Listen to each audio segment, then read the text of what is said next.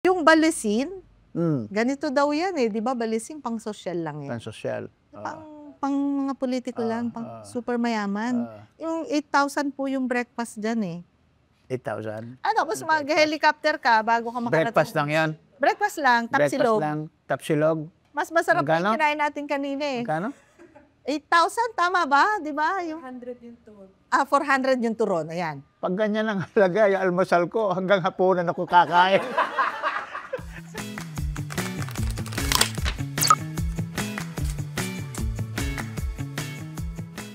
November 21 ay World Fisheries Day. Para sa isang archipelago, pinapaalala sa atin ng araw na ito ang kahalagahan ng pangisdaan sa ating pagunlad bilang isang bansa. Rekurso, dieta, seguridad sa pagkain, ecological balance, biodiversity, at syempre, kabuhayan ng milyong-milyong mangingisdang Pilipino. Ito si Rose B. ng Ibon Foundation.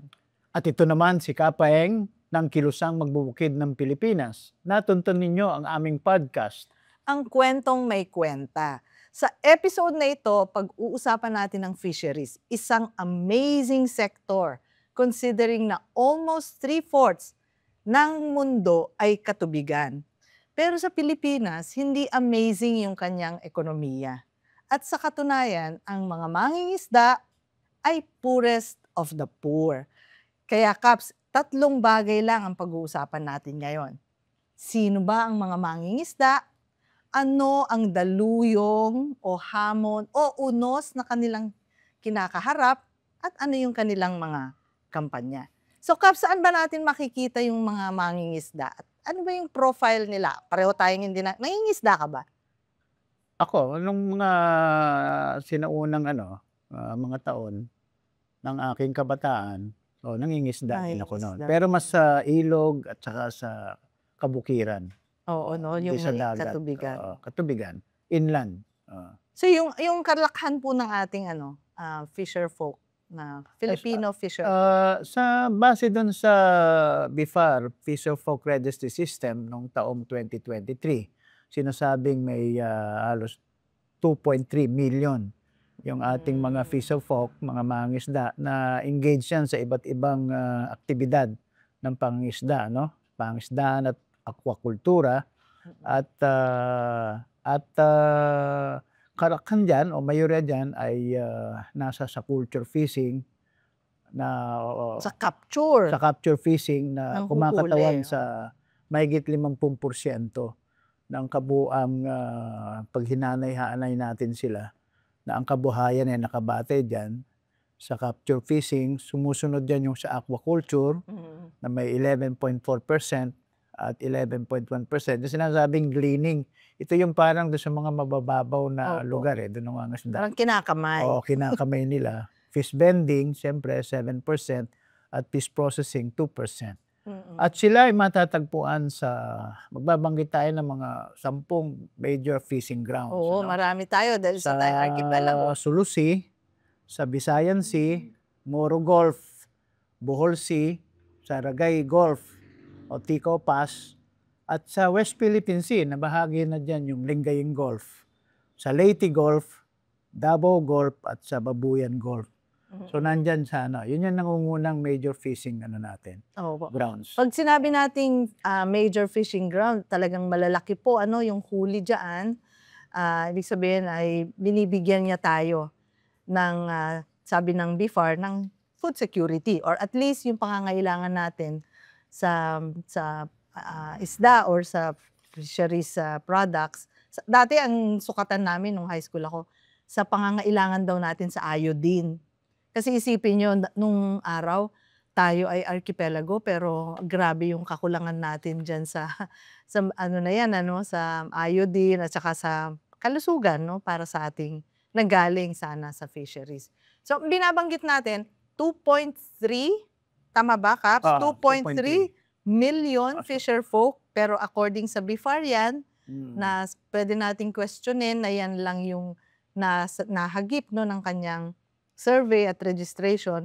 At sabi nga ni Kaps ay 1.17 of which, 1.17 million ay nasa capture fishing o yung nangingisda talaga, nanghuhuli, 261,000 lang ang nasa aquaculture at yung iba't iba pang mga gawain yung namumulot, no? Kung nakakita na kayo ng mga namumulot ng sea urchin o yung kahit yung mga shells, no? Ang tawag nila doon sa English ay gleaning. So bahagi yan ng fisheries. Tapos yung nagtitinda. Yung agad-agad, no, makikita natin sa mga baybayin, pagkahuli ay tinitinda na. So sa total niyan ay binabanggit din ng BIFAR na 2.3 million caps, 1.9 doon ay considered small-scale fishers. So, sabihin, maliitan or marginal halos yung kanilang pangingisda na nagpapakita, no, ng pagiging Pati yung kanilang atrasadong kagamitan, ano, sa pangingisda. Yes. Kaps, yung tiningnan namin, parang sabi ng BIFAR, may 370,000 daw na fishing vessels registered. Of which ay 5,090 ay commercial. So, ibig sabihin, 1.5% lang ang commercial fishing vessels. At the rest ay tinatawag nating municipal fishing vessels. Doon yung small scale Tapos nung tiningnan natin, yung bagong rehistrong mga bangka na 1,125, ito lang taon na to, or hanggang Mayo yung datos, 332 lang dyan ang commercial fishing vessels. Ngayon, ayon po sa Census of Agriculture and Fisheries, itong mga boats, no? Nagbilang sila, yung mga boats out of 2,923 boats na nahagip ng census, 1,623 dyan ang demotor at may katig. Pero katulad ng pinag-uusapan natin kanina, Caps, parang yung motor lang naman yan ay 3 tons So parang hindi masyadong nakakalayo doon sa municipal waters. So ganun yung, kumbaga kung paramihan na rin lang ng palakpak makukuha natin yan sa ating mga municipal fisher folk bilang sila ang dominante at majority sa ating mga mangingisda. Nabanggit mo, Caps, yung gear. So, sabi natin, paano makakalayo kung hanggang 3 tons lang yung kakayahan ng bangka? At less than pa. Dekatig. Oo, kasi pagka mataas yung tonnage, minsan wala nang outrigger o kaya parang yate. Pero ito talaga karamihan ay dekatig, demotor na 3 tons. Hindi siya masyadong makakalayo. Pero sabi mo nga kanina, karampatan din dyan, ano yung klaseng gear yung ginagamit niya. So lumalabas din sa census na karamihan sa mga 48% ng gear o ng kagamitan sa pangingisda ay yung tinatawag na handline. Pangangawil yan. Pangangawil. So parang kawil. meron ding handline na ibababa mo na nandun tapos kakawilin pa rin yan, di ba? Crab leaf net. Ano sa Tagalog yun, Gaps? Ito yung bintol? Ito yung parang basket. Si bababa mo lang yung basket, tapos basket na butas-butas, makakahuli ka. Dredges, parang rin to parang kawil din. Pero maraming nakasabit. So, ang suma noon, 48% po ay medyo atrasadong kagamitan. 35% lang yung bottom set na binabagsak na yan. Hanggang seabed na lambat. So yan yung medyo 3 to 5 na katao rin or more, no? Yung pwedeng maliit lang, 35% of the gear or of the fishing entities kung tawagin sa census. Tapos 12% yung drift net. Binababa mo lang yung yung sabi mo yung pwede namang nakaibabaw lang tapos nandun yung yung pain. Ah. Tapos, saka ka makakahuli. Mm. So, napakapasibo po ng ating mga pangingisda. Passive gear, no? Dominantly passive gear, dominantly small-scale fisher. At dyan tayo magsisimula nung ating talakayan kung ano nga ba yung inaasahan sa ganung klaseng antas, no, ng produksyon at ng mga kagamitan. So, siguro nagtataka tayo, sabihin natin, pero binanggit na may commercial. Oo, pero ang municipal, ano po natin, ano nga ba yung sabi natin kanina? Municipal fisher folk ay about 52.4% sa census.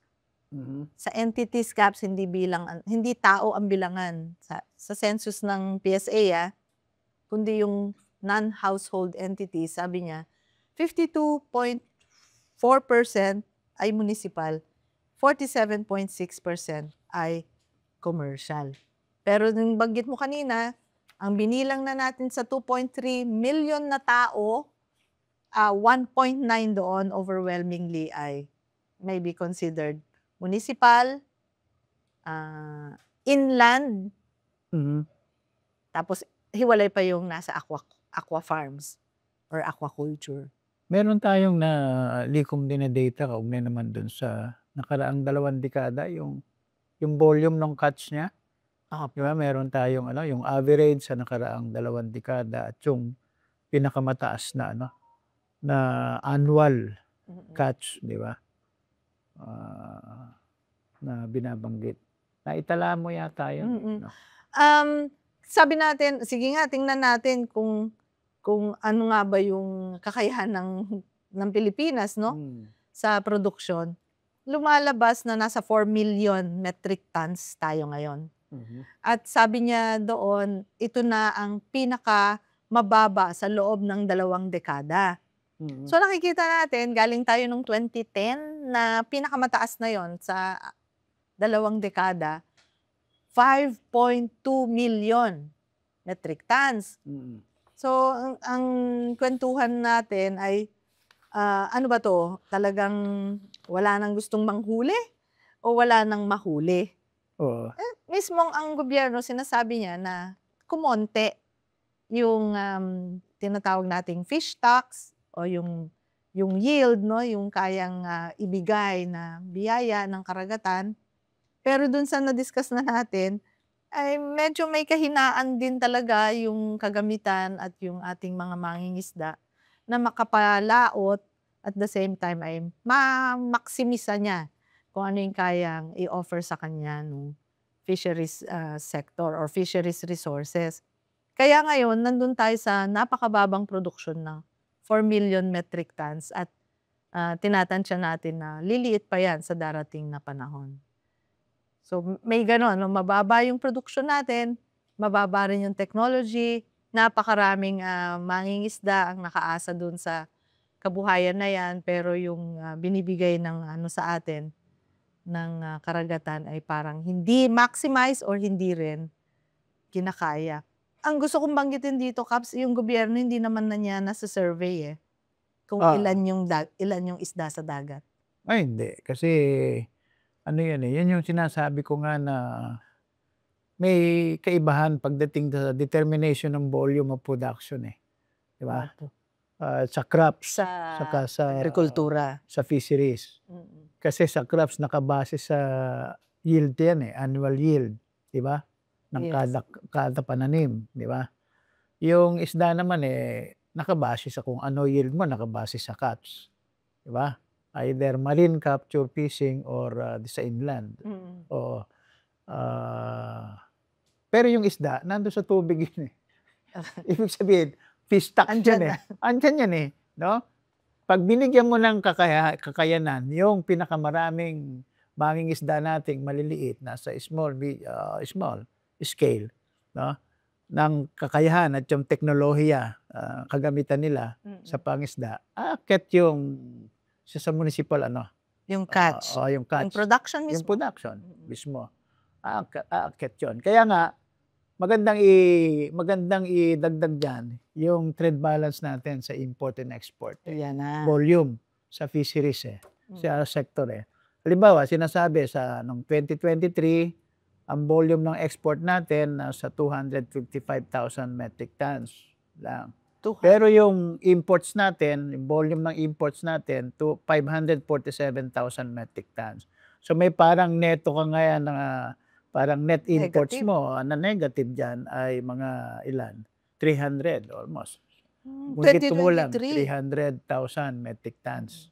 So yan yung palaging kasi ang DA at saka ang BIFAR, Department of Agriculture at Bureau of Fisheries and Aquatic Resources, pag may kalamidad na't bumagyo na, sabi nila, kaagad ang epekto niyan, bababa yung supply ng isda sa palengke. Oo. Kaya kailangan nating umangkat. Di siyempre, certificate of necessity to import yun. Ganun ang basehan. Pero hindi naman nawala yung isda nandun sa tubig So, ang kailangan mo lang tulungin yung mangingisda. Kung nasira ang bangkang pangisda, ditulungan mo. Para nang sa ganon, mabigyan mo ng kakayanan na mas marami pa rin kahit simple pa ang kagamitan na makapangisda. At hindi ka umasa dun sa pag-angkat ng anumang produktong isda. Kasi paglabas din ng dolyar yan So, ibig sabihin, napakalaki ng potential para pataasin talaga yung volume ng local production natin sa fishery sector, lalo na parang sa nakaraang parang 2 dekada, on the average parang flat parang walang May mga decline yan, Caps. may decline May pabagsak din talaga. Umabot So, pa tayo ganun. sa 3 million lang metric tons yung ating production. May pagtaas, gano'n. Pero nagulat ako dito sa binanggit nyo na mahigit kalahati na ng imports ang trade balance ay dahil negative siya. No? Negative. Oo. Na parang madaming nilalabas na issue yan Di napag-usapan natin, napaka-atrasado pa rin ng technology. Mayaman ang Pilipinas sa fisheries resources, pero yung technology na binibigay natin sa ating mga mangingisda ay napakababa, pasibo yung kanilang gear na ginagamit, hindi yung aggressive. Aggressive in the sense na yun nga, sabi nyo, kung may kaunting unos o bagyo ay pwede pa sanang palaot, kung meron tayong ganong mga kagamitan. Halimbawa, mapasobra ka ngayon, meron ka sanang preservation o meron kang storage, pero wala. Kasi yung Kasi maliliit pwedeng na yun yung mangingisda, stock mo kahit naman medyo masama ang panahon, pwede man lumaot yun doon sa loob ng 15 kilometers from the coastline Oo. Di ba? Pero dahil pagsama lang ng panahon, lumakas lang yung hangin, tumatagilid na yung bangka, Ayun nga. di ba? O Kahit lumakas ng nagkapit. konti yung alon, kahit may hindi na mangingisda, di ba? So, ibig sabihin, kahit dun sa within the 15 kilometer area na yon, di ba? Na kaya nga, lagit-lagi, makikita natin yung malakas na batayan at katwiran para sa maliit na mangingisda na talagang kanila yung 15 kilometro. Yun. Yun Oh, nga diba? yung Caps, yun yung tingin ko yun yung pangalawa nating usapin, ano ba yung mga unos o yung mga yung malalaking alon na humahamon talaga dun sa ating mga mangingisda, sa kalakhan ng ating mga mangingisda. So nabanggit nyo na yung 15 kilometers, baka pwede nating ipaliwanag, ano ba yung naging problema dyan sa 15 kilometro? Doon kasi sa provision ng Fisheries Code of 1998, Republic Act 8550, particular yung sections 18. Yung sections 18, 19, and 21 yan ang Article 1. Sa Section 18 kasi niya, yung use of municipal waters. Provision yon sa paggamit ng mga municipal waters. Yung Section 19 naman, registry naman ng mga fisher folk yan, ng mga mangingisda, organisasyon nila, mga kooperatiba nila. Yung Section 21 naman, yung priority ng resident municipal fisher folk. Ganyan yan. Yung gamit ng sa gamit ng municipal waters, dito ngayon may loopholes na mga ano Kasi yung LGU, local government unit, through doon sa kanilang local chief executive, siyempre mayor yan, no? Mayor, si Mayor. Sa pamamagitan ng karampatang ordinansa, pwede siyang magbigay ng permiso no? Na doon sa mga small and medium scale fishing vessels. Commercial. Commercial yan, no? Doon sa pagitan ng 10.1 kilometer hanggang doon sa 15 kilometer, doon yan, na pumasok yung commercial fishing vessels, no? Doon. So, may ganong poder yung local government unit through the chief executive na bigyan ng permiso pahintulutan yung mga commercial fishing vessels makapangisda doon. Basta sinasabi nila yung lalim hindi bababa, hindi yung ibig sabihin Hindi bababaw. hindi bababaw sa 7 fathoms. 7 fathoms. So, yan yung isang loophole na So, kaya, ang solusyon ba doon para kung gaano man ang fish stock doon sa lugar na yon, no? Ay hindi pwedeng bigyan ng kakayanan yung maliit na mga isda na makapangisda doon. Ibig sabihin at kinakailangan mong papasukin yung commercial fishing vessels, di ba? Dapat yun ang sasagutin dapat at solusyon doon. Bagamat sinasabi may so optional. Hindi naman sa obligatory kung tutuusin. Pero depende yan sa local chief executive. Mabibigyan ganun permiso. Ng permiso. Pagka ganon, ano yan, lalo na kung may kalamidad, sasabihin nila, may kalamidad, hindi naman kaya hulihin ng mga maliit nating mga ngisda Diba? Pag 7 fathoms na at mas malalim pa kailangan papasukin yung mga commercial fishing vessels. So, doon ngayon, yun yung isang sinasabing loophole dyan.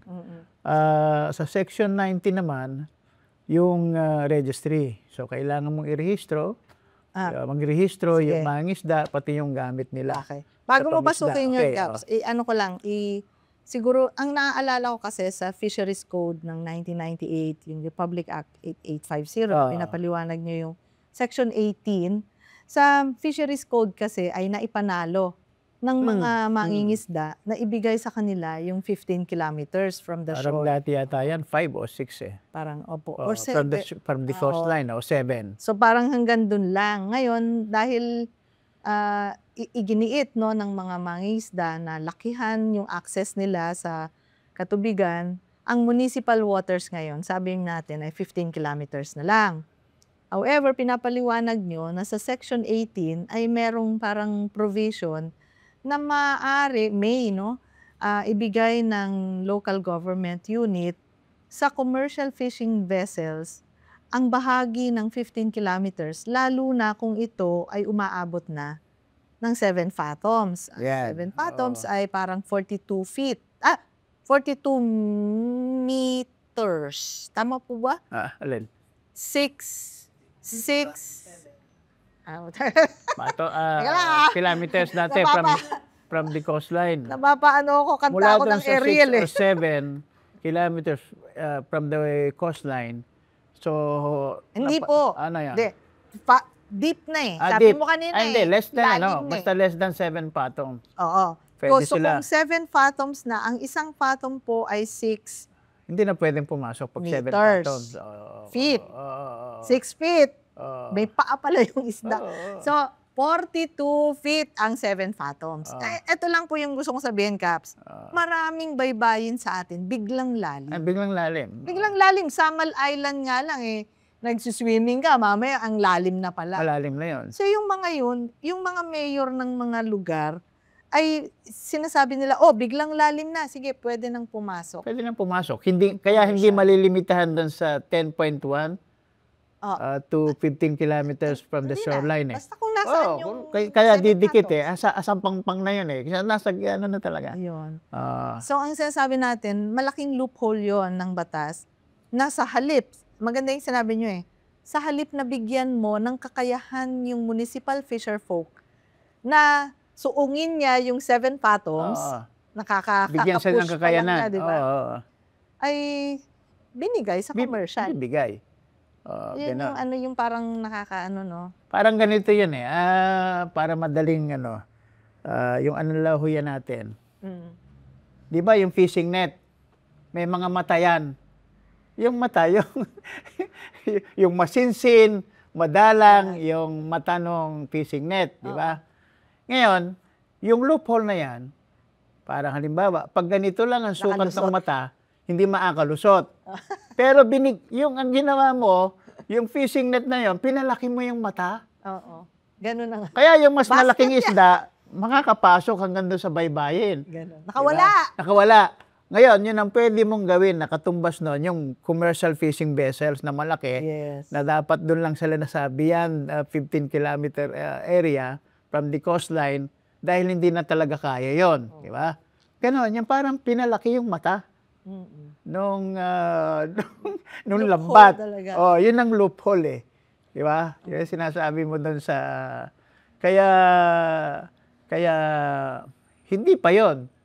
Oh, May mata na, may mata ng malaki, nababanat pa yung mata. Sa halip na nylon siguro yon, parang rubber band. Binigay, Oo, kasi nga yung optional kasi sa chief executive eh.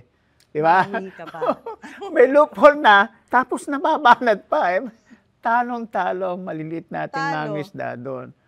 May binabanggit pa kayo, eto pa. Babalating ko pa yung analogy natin. Yung registration. Yes, na registration. Sabi mo, Section 19. Section 19 natin yan. ano yung... Di kung yung mga mangisda, residente ka doon, yung magre-rehistro ka, may lambat ka o may bangka ka, di ba? Tapos, at kung meron kayong kooperatiba o organisasyon, yan. So, may karampatang ordinansa yon, di ba? So, kaya lang, siyempre, pag-uugnayin mo yung Section 21. Ang Section 21 naman, kaugnay yun doon sa mga resident, priority resident municipal fisher folk. Ibig sabihin, kung yung isang mangingisda doon sa kabilang bayan, siya yung may priority. Kasi resident fisher folk siya doon eh. Okay. Ang sinasabi ng provision ng section na yon, sila may priority na gumamit ng fishing ground na yon at manghuli ng isda doon. Mukhang nabanat na naman yung provision na yon sa kanya-kanyang mga ordinansa pag hindi ka rehistrado doon sa mga bayan na yon, di ba? Kasi hindi ka resident fisher folk doon eh. Hindi ka priority doon sa pangingisda doon sa fishing grounds nila. So ngayon, nahahati ngayon yung mga isda dyan. Kasi hindi ka pwedeng, kasi ang priority doon yung resident eh, municipal fisher folk eh, hindi ikaw eh.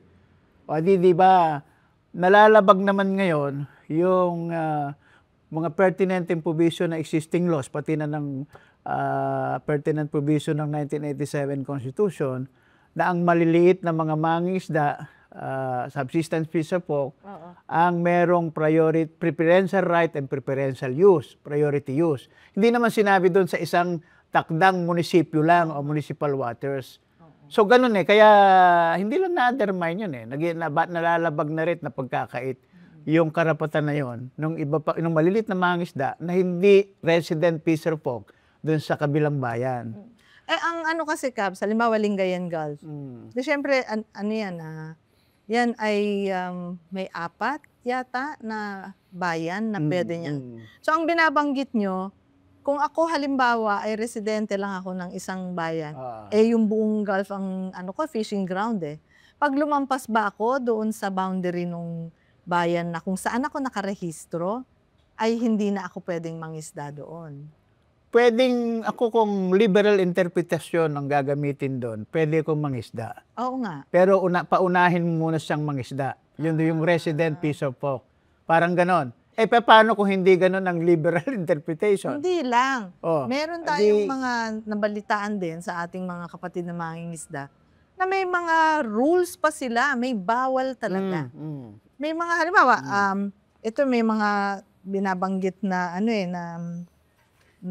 mga nag-ordinance na Bohol, Cebu. Yan, yung may mga nag-issue na Bohol ay ordinansa. Didulman, tsaka Inabanga. Tapos Cebu, Bantayan, tsaka Bolhoon, Samar, Salcedo. So, ibig sabihin, kapag ang isang LGU nagsabi na yung mga ano lang ang pwede dito, may paglabag na yun, di ba? Sa preferential may paglabag na yan. So, kawawa yun. Yun yung binabanggit nyo nung nakarang episode na hinahabol ng mangingisda ang isda, pero pagdating doon sa boundary, yung mangingisda na mahuhuli. ang hinuhuli. Yung isda, malaya yun. Kaya maganda pa katayuan ng isda dahil malaya yung isda, yung mangingisda ang hinuhuli. Nagbaligtad. yung mangingisda na dapat manghuhuli ng isda, siya nahuhuli. So, saan ka nakakita na? Yung isda ang may kalayaan. Yung isda ang may kalayaan. Kaya yung tao sa tao silang naghulian. Ganon. Kaya ano yan may problema talaga. Kailangang ayusin at dapat sarahan yung loopholes na yan. Di ba? Parang yung meron tayong isang iconic case, yung si Mercedar. Ayan. Malabon yan. Yan. So ngayon, it's commercial fishing siya. Dito lang, nasa tayo, National Capital Region. Hindi siya pinayagan. Pero ginamit niya yung loophole. Sabi niya, naka 7 fathoms na, pwede na akong pumasok. Nagdemanda ang commercial corporation, fishing corporation, sa regional trial court. Dinimanda niya na parang provided naman daw doon sa fisheries code na pwede siya. Nanalo siya. Tinaboran siya ng RTC. Di syempre, nakarating din sa Supreme Court yung demanda naman ng mga mangingisda, municipal fisher folk at mga organizations. Sabi ng Supreme Court, tama yung commercial fishing vessel o corporation. So, in-uphold yung decision ng Regional Trial Court. Ito yung... Masakit yun, Masakit yun. Ito yung parang sinasabi kong fishing net na dapat nylon yan, hindi rubber stop. Hindi rubber na nababanat. Kasi ganito, sa particular na kaso na yan, doon sa section section 80 na yon, yung use of municipal waters, ang sinabi doon, yung small and medium scale commercial fishing vessels, ay pwede sila doon sa 10.1 to 15 kilometers from the shoreline. Coastline. As soon as 7 yung small fathoms. and medium. Opo. Pero hindi naman binanggit din yung large scale Di ba? So hindi ako covered na doon lang ako sa 10.1. Nakaregister yata siyang medium scale. Kung medium scale siya, nandun siya. Isa, di ba? Pero dahil merong kulatilya kasi yun may parang kondisyon na kapag hindi lang ako pwedeng kung hindi dapat siya pwede doon sa less than 7 fathom Pero dahil 7 fathom yung lugar na niya, hindi na siya saklaw. Kaya libreng-libre siya. Kumbaga, yun yung parang nabanat yung yung loophole. Ang problema, napaka-major, hindi siya major fishing ground in the sense na yung yield ng area na yan Pero ang dami pong nakaasa sa pangingisda, municipal fisher folk, sa kanilang kabuhayan. So talagang naano niya silang lahat na tsugi, tabi, nahawi niya. At pumabor sa kanya ang mga korte. Siyempre, nung una LGU, tapos courts, tapos Supreme Court. Kaya magandang magandang habang bago ma-resolve yan at maging final executory naman desisyon na papabor sa mga commercial fishing vessels o commercial fishers, At kung meron man sanang magiging final executory decision ay pabor sa maliit na mga mangingisda, panahon ito para idepensa yung kanilang pagtanggol yung karapatan ng mga maliit na mga mangingisda, no? Samantalang may loopholes yung Fisheries Code of 1998. Yes. Ayun nga din yung sinasabi nila sa atin na minsan yung batas, na lang, guidance na lang, mas mahalaga pa rin yung paggigiit, no? Hindi, kaya kailangan dyan active defense nung 15 kilometro. Yes. Yun sa ngayon. Hanggang walang lumalabas na pinal na desisyon ng Korte o Korte Suprema, walang jurisprudence dyan. At kung meron man sana na maging final executory decision o resolution ng Korte Suprema, ay pabor sa maliliit na mga mangingisda. Sa halip na pabor sa mga malalaking commercial fishers o commercial fishing vessels. Actually, baka hindi nga magka-jurisprudence yan, Caps, kasi pulo-pulo at talagang devolved din yung pagbibigay ng mga rights. Ano ba tawag kasi yung sabing may give, permission? O ano ba yung binibigay ng LGU? Yung permiso. So, nagiging nabibitak-bitak din. Yun. So, ang isang pinakamalaking hamon talaga, yung 15 kilometers, yung loophole doon. Pero marami rin tayong nalista na iba pang mga hamon sa pangisdaan na nagsasagka sa access nila. Yung isa, ito yung mga encroachments, yung reclamation. So, malaking issue sa kanila yung reclamation. At ang nakikita natin, pinakamalaki dito, yung Manila Bay. Yung Manila Bay ay ang laki na nung na-reclaim. Hindi ko mapagdugtong yung mga datos Tsaka ang effect at impact niyan, hindi lang naman social economic pati environmental. Yung cost. Kung sabihin lang naman nila ng mga proponents niyan, wala naman mag-i-epekto sa environment natin yan. Lalo na sa pagbaha. Diba? Hindi naman daw magiging sanhi ng pagbaha. Hindi, simpleng lang yan Yung isang baso, kung meron tayong baso ng tubig dito, di ba? Lagyan ko ng isang matigas na bagay o lupa na kimpal ng lupa, no? Na kasing laki nung kung ano espasyo ng tubig sa loob ng baso. Ano ang mangyayari sa tubig? Liligwak Pero yung lupa nandun. Saan pupunta yung liligwak na tubig na yon? Hindi ba yun ang magiging baha? Simple lang yan. Baso lang ang katapat niyan, saka tubig. Saka isang kimpal na lupa. Patutunayan natin na mali yung kanilang Di ba? Yung isang basong tubig, malinaw yung tubig. O halimbawa, halos puno. Di ba? Kukuha ko ng isang kumpal ng lupa na ang laki niya. Ngayon ilagay mo. Kung ano ang espasyo nung kung ano ang espasyo nung tubig sa loob ng ganun lang kalaki. Ilalagay ko ngayon yan dahan-dahan. Yung tubig saan pupunta? Liligwak. Aapaw yun. Aapaw. Saan pupunta yung aapaw na yon? Lalagyan Alangan naman pupunta ron sa tubig yon. Hindi, sa Hindi flood sa control karagatan. projects. So, ibig sabihin, doon pa lang, napakasimple, di ba? May pagbaha. Yung mga sinasabing hindi, maiiwasan ng baha. Yung pumupuntang tubig doon sa Manila Bay, halimbawa, o karagatan, lalagyan mo ng isang reclamation project doon na tatabunan mo. Re-reclaim mo nga reclaim area Saan na napunta yung tubig na dati umuokupa doon sa espasyo na yon ng tubig? Alam mo, Kap, diba? Simple mong naipapaliwanag. Pero hindi mo nakita ni Mayor. Ayun nakita ni Mayor, ito MOA, Soler, PTEX, New Manila Bay. Malalaking yan mga negosyo yan Kaya Bulacan Aerotropolis, 2,500 hectares yan, Taliptip hanggang Ubando. Ang bago ngayon na binigyan ng go signal ng presidente mismo, yung Pasay Harbor Reclamation, 265 hectares. As SM Smart City, dugtong yun sa MOA. Grabe yan. Anong nakita mo doon? Ching-ching! Hindi natin nakita yung lohika nila. Lohika nila ay pera, tubo. Pero yung binabanggit nyo, okay, natabi na yung Manila International Airport ang tawag yan Tinawag paglipas ng 10-15 taon, may lilitaw uli The New Manila International Airport. Panibago yun. Urong-urong. Oo, ganun lang. Eh kasi Ibig sabihin, na-reclaim eh. madali natin ipaliwanag, di ba? Yung dali no ipaliwanag na yon, laging mahirap intindihin yon sa ayaw umintindi. At sa ibang Dahil nakatingin. makikinabang sila, di ba?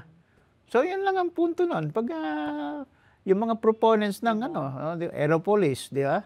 Kasi tingnan mo, Aerotropolis.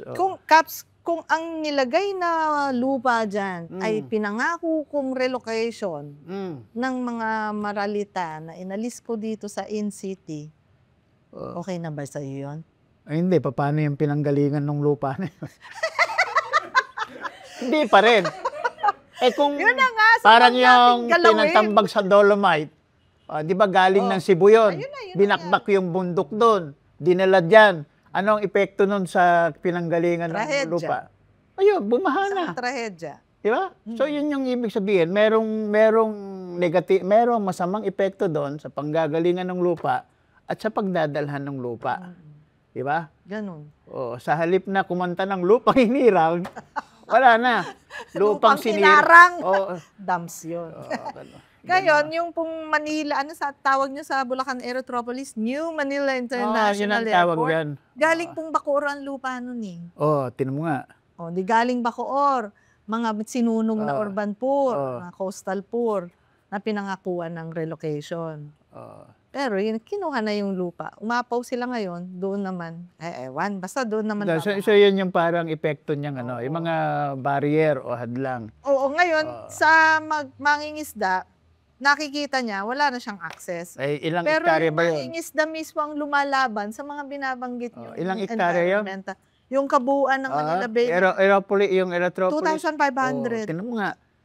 Laki, no? 2,500. Ramon Ang, no? Ramon Ang. Ramon Ang, no? SMC. Yung RSA yan eh. Okay, sige. RE Projects, Renewable Energy, napag-usapan na natin noong nakaraan. Yung offshore wind ay sobrang hindi lang yung isda. Inland, yung saka offshore. Wind projects. Mga fish pens, fish cages, yan naman yung una nating nakita noon na sobrang humarang sa kanila, binakuran yung kanilang pangisdaan. So malaking encroachment din yon. Ecotourism.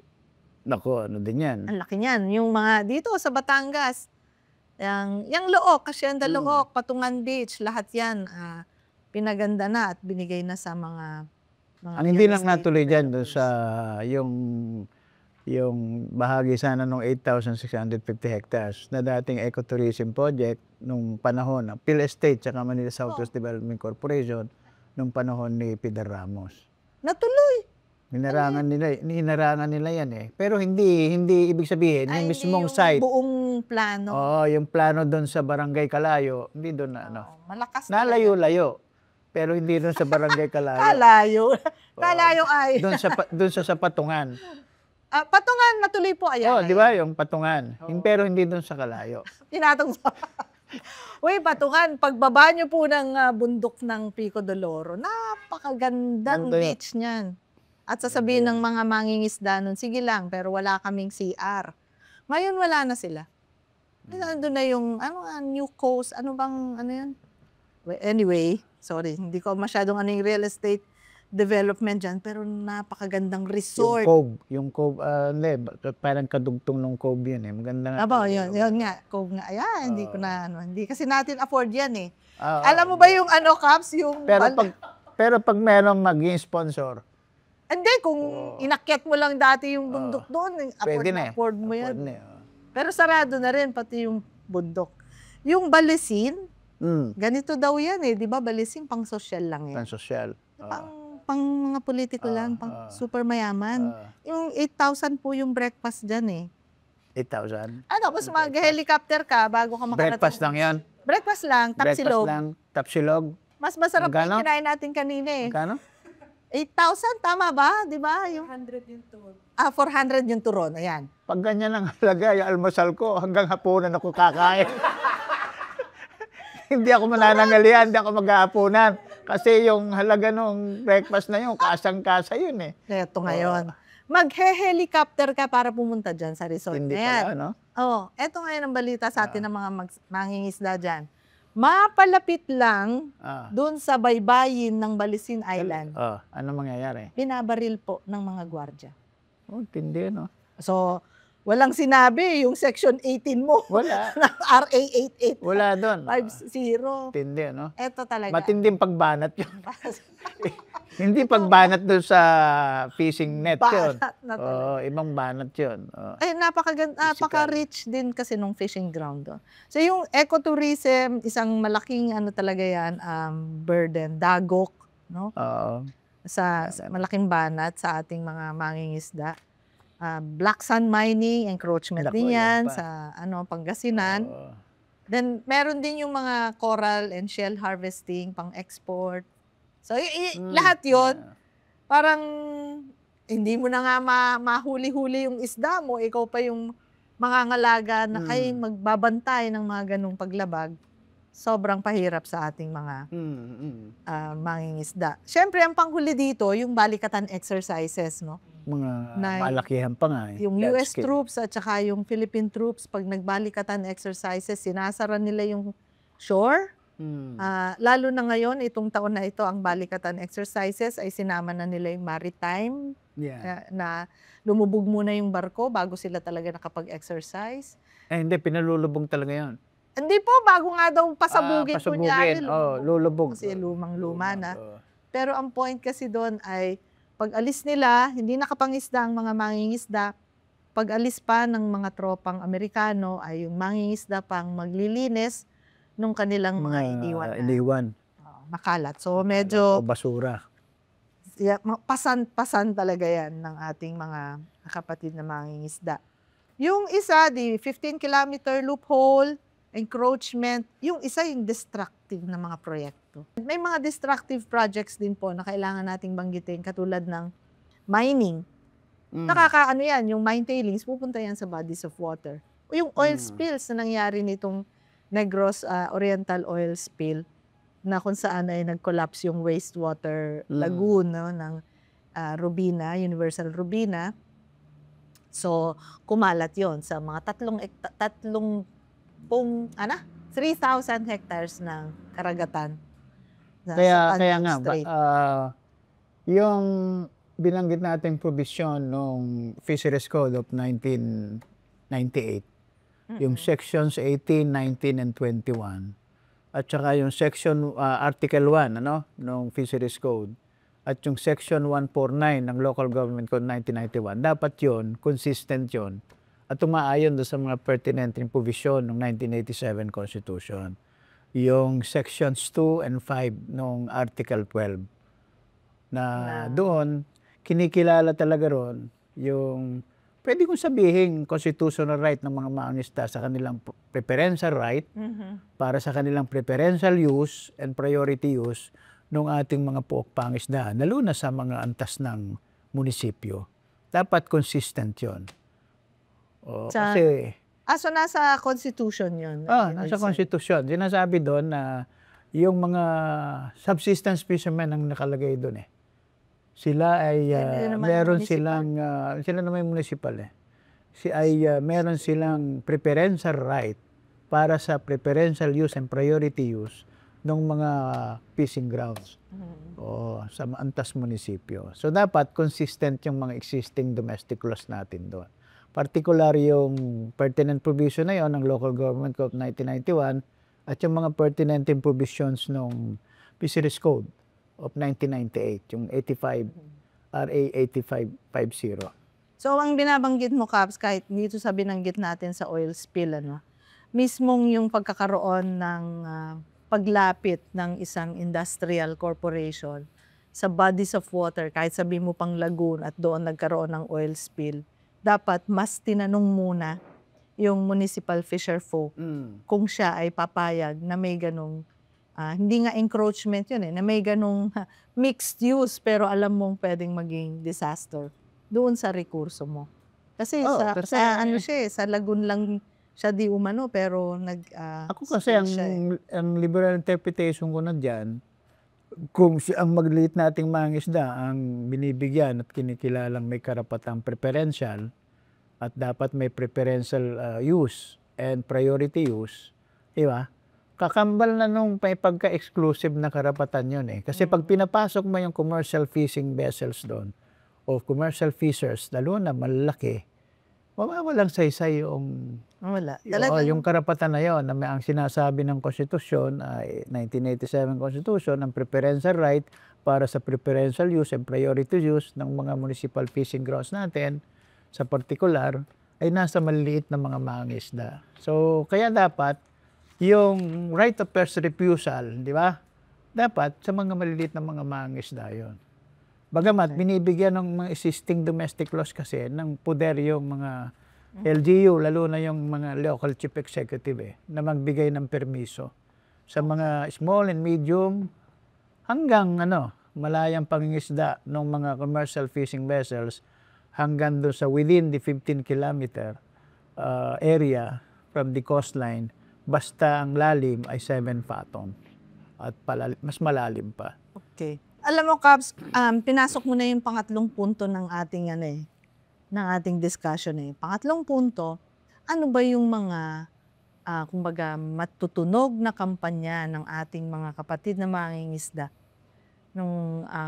Kumbaga hindi lang mga talagang full-time fisher, no? Yung buong peasant na umaasa both sa lupa at saka sa yaman ng dagat. So nabanggit nyo na yung isang mahalagang kampanya, yung assertion niya ng kanyang preferential use rights. Gusto kong pasukin, Caps, yung tinitake on din ng ating mga mangingisda, yung kampanya rin para sa soberanya, lalo na doon sa West Philippine Sea. Kanina doon sa sinasabi niyong fishing grounds, parang binuo nyo lang no? WPS, West Philippine Sea. Pero ang pagkakaalam ko ay merong siguro mga 5 major fishing grounds doon pa lang sa WPS mula sa Luzon hanggang sa Mindanao, no? O sa Palawan. Paano po ba natin, kumbaga parang mas bibigyan ng shape yung kanilang panawagan na lumayas doon ang mga dayuhang barko? At kadalasan ay nakafocus lang sa layas, China layas, atin ang Pinas. Pero sa totoo lang ay maski ang barko ng US ay naglalayag din, no? Sa ating mga fishing ground. So, paano po yung pinakaturo Hindi, yung kampanya? may pertinent provision din yung 1987 Constitution, particularly yung Article 12, na yung exclusive right nga, sinabi doon Hindi pa nga preferential, exclusive right. Sa territorial waters. Sa territorial waters, kasama na yung sa onshore and offshore yan no? Areas niyan yung exclusive right ng mga Filipino citizens. Kaya bawal talaga yung dayuhan Pinagbabawal nung saligang batas ng Pilipinas Siyempre doon sa mga territorial waters natin, kung saan may jurisdiction, may soberanya ang Pilipinas. Di like nung sa West Philippine Sea. At saka yung sa exclusive economic zones. Yung mga continental shelf natin, di ba? So talagang bawal yung pagpasok, intrusion ng mga dayuhan doon, commercial fishing man yan, vessels o mga dayuhang mangingisda, bawal talaga na pumasok doon. So isang halimbawa yan ng mas matindi naman yung pagbanat doon. Yung ibig sabihin yung ni-stretch nila, talagang violation yon. Hindi lang pag at wala namang loophole, walang malabong provision Hindi pwedeng subject sa iba't ibang interpretasyon Ang linaw klaro na yung mga provision.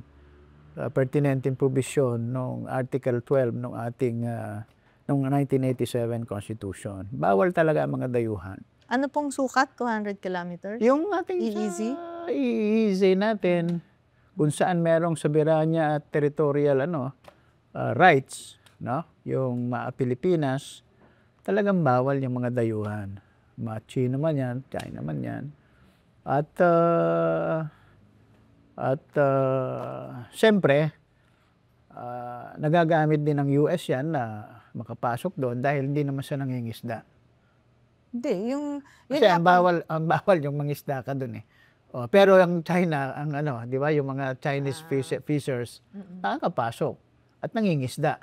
Yung mga mangingisda nating Pilipino ay hindi makapangisda, di ba? O, Pero ako gusto kong dalawang bagay, Caps. Gusto kong kumbaga i-highlight din na yung pagtatanggol ng mga mangingisda doon sa territorial waters ay usapin talaga ng paggigit ng soberanya. yeah. Marami So, kasi yun. nagsasabi na, bakit ba kayo nagtatanggol? Di nga kayo makarating sa 15 kilometers. Wala naman kayong gamit, wala naman kayong kakayahan. So, hayaan nyo na yun, di nyo yun mararating. Pero sabi mo nga, yung isda, ay nagmamigrate din naman yan eh, di ba? So kung doon pa lang sa 200 kilometers ay meron nang nakakuha sa kanya na dayuhan, hindi na yun makakarating talaga sa atin. So yung pagtatanggol na yun ay maaari nating tingnan ay pagtatanggol pa rin sa kabuhayan. Pero yung mga organisado nating mangingisda ay soberanya talaga yung iginigit nila doon sa archipelago. Pangalawang punto, nabanggit mo, pati inland waters ay dapat exclusive right exclusive yun. sa Exclusive right. Filipino. Sa Pilipino So yun. naisip ko yung Subic. Subic at saka Clark na kung saan ay doon nagbi-build ng ship at saka doon na rin nagdadaong ang Balak barko tayuan ng pa nga ng Amerikano. arsenal eh, di ba? Opo. Kasi Yun sa yun Subic. yun yung trench siya eh.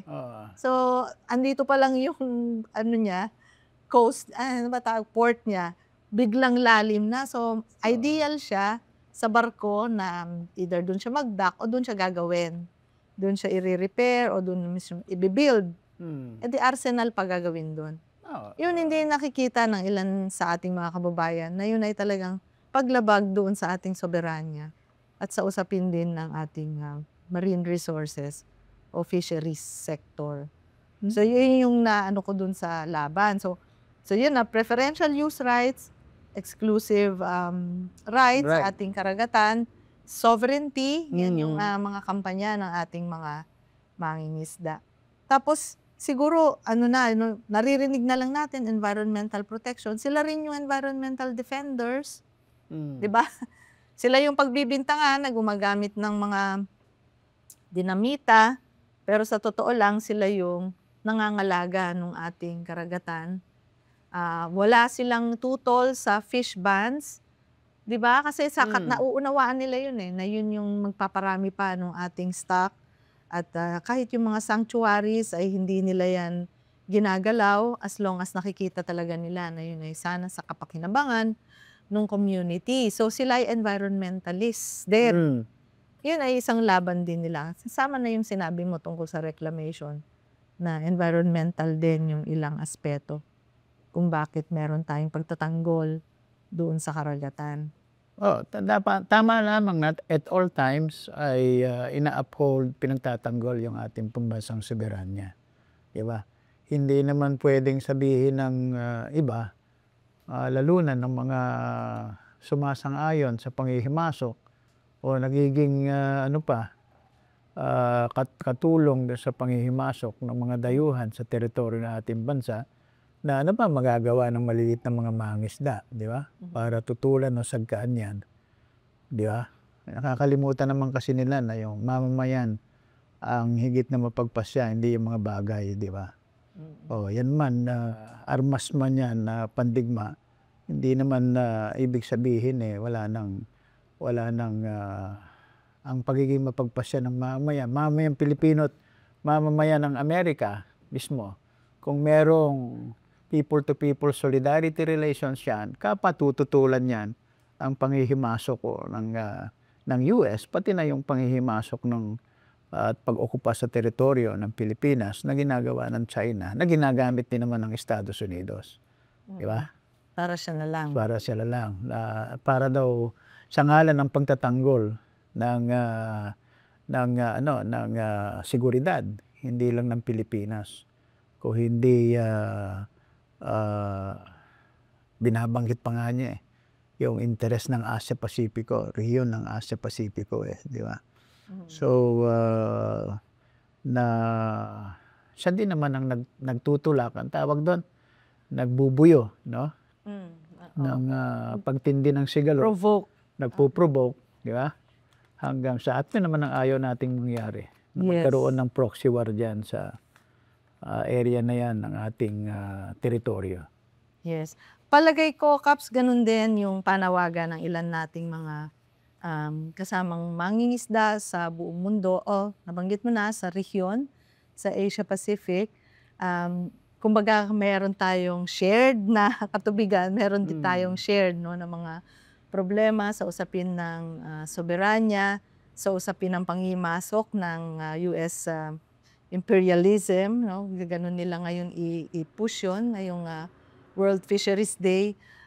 Yung amba ng giyera, sabi mo nga, mas mapagpasya ang tao, hindi ang kagamitan, pero ang binubuo nila, binibuild nila ay pangyera o sa halip na suportahan yung mga mangingisda sa mga mas advancing teknolohiya, sa halip na isulong no, ang soberanya sa pagkain or seguridad sa pagkain ay ganito yung nangyayari sa kanila. Kaya parang nasa front line, kung tutuusin, hindi lang ito literal na nandun sila sa coast na nakabantay no, sa atake sa kanila, kundi sama-sama rin yung naging pagkilos at pagbasa, pagtingin at panawagan doon sa laban ng mga mangingisda. So hindi lang Asia Pacific to, kasama rin yung mga South Asian, brothers and sisters ng Sri Lanka, India, and Palestine. Kasama pa ang Palestine bilang bahagi rin ng West Asia. Doon sa kanilang paggigiit no, ng kanilang soberanya sa pagkain. At lalo na, ang diet nila ay kasama dito ay ang napakasarap na mga seafood na mahal sa atin dahil ito ay ine-export lang o ini-import mula sa ibang bansa dahil walang suporta sa atin ng ating pamahalaan. Yun, may dagdag ka pa, Kaps, dun sa kampanya. Ayun, yung tactical na kampanya ngayon, yung pagtatanggol dun sa Kisi-Kilometro. Yes, atin ang Yung kitse. atin ang 15. No? Malawak at malalim o malakas yung basihan, yung batayan ng kampanyang masa na yan na panginungunahan ng Pamalakaya Pilipinas. Diba? Dahil nailaban na nga yung mula 6 o 7 kilometers from the coastline na nabanat nga hanggang 15 kilometers yung yung from the coastline yung dapat ay eksklusibo at may preferential use and priority use yung maliit nating mga mangisda sa mga pangisdaan sa klaw man yan ng alin-aling mga munisipyo no sa ating sa bansa. No? So, tuloy-tuloy yung kampanya na yan at magiging may potensyal na mapalakas, mapalawak pa yung mga lalahok at dapat lumahok sa kampanya na yan. Kasi tayo, archipelagic tayo eh. So, ibig sabihin, saan man may maliliit na mga mangisda, may mga komunidad, ang maliliit nating mga mangisda, ay potensyal silang mapasama sa kampanya na yan. No? At habang ikinakampanya yan, kailangan aktibo naman ang pagdepensa. Yes. Doon sa mga pangisdaan ng ating mga mangisda. Laban doon sa mga mapaminsalang mga hadlang, mga barriers, mga yung mga sumasagka o lumalabag sa karapatan ng ating mga mangisda. Yes. Lalo na sa kanilang kabuhayan. Kasi yung right to livelihoods nila, na yan, and then yung right to adequate food as a fundamental right, so nalalabag din yon. So, kaya yan yung isang mahalagang ngayon, tactical na kampanyang masa sa hanay ng mga mangisda. At mainam na nasa unahan ng pampulitikang yan at pang-ekonomiyang kampanya at laban ay yung Pamalakaya Pilipinas. Yes, yung organisado. Yung organisado. Kasi sabi nga natin, kung pulo-pulo yan, buuin natin ng isang pambansang organisasyon o kampanya. Oo, kasi may matututunan ka naman sa isda eh. Di ba yung mga, tawag doon? Yung mga fingerlings yan. Opo, yung fries. Oo nga po. Hindi daing yung fry. Fingerlings. Nakita ka ba ng hiwa-hiwalay? Oo nga, no. Sama-sama yan. Nag-aaral yan, Kaps. Sama-sama yan, di ba? School. O, sama-sama yan eh. Di ba? Kung saan alam mo kahit ang dilis, maliliit ang sukat nila. Nakikilaw. Bukod sa nakikilaw, pag nagsama-sama yan, no? At naghugis ng isang dambuhalang Pating. takot ang anumang malaking isda na mamiminsala sa kanilang komunidad. Yes. At nakalagay po sa baba, organized. Oo. Yun ang kailangang Nakita ko abutin na yan. ng ating maliliit na mga mangingisda. Ba't patatalo pa ba mangingisda natin kaysa sa mga dilis? Hindi po, huwag niyo po hamunin ang mangingisda natin. Hindi dapat, hindi kaya nga. Flotilla yan. Hindi dapat patalo, 'di ba? Kung yung mga dilis nagsasama-sama, Yes. di napatunayan naman talaga sa organisadong lakas, mahigpit na pagkakaisa at matibay na determinasyon para ipaglaban, ipagtanggol ang kanilang karapatan. Diyan nagluluwal ng tagumpay. Yes. Di ba? Ang saya-saya. Sabi nga ni Gusto ko Kadaning talaga yan. lagi, magpunyagi Magpunyagi. Oo nga. at magtagumpay. Okay. Akala ko meron ka pang kasabihan sa isda eh. Okay, Caps. Okay. Tingin ko dyan na nagtatapos yung kwentuhan natin. Pero hindi pa natatapos ang kwento.